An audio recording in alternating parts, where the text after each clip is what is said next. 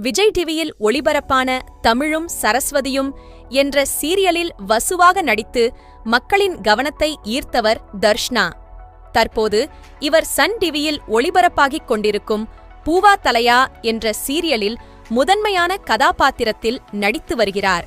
சமீபத்தில் சேப்பாக்கத்தில் நடைபெற்ற CSK Punjab IPL போட்டியை காண சென்ற இவர் அங்கு கொடுத்த எக்ஸ்பிரஷன் சமூக வலைத்தளங்களில் வைரலாகி வருகிறது.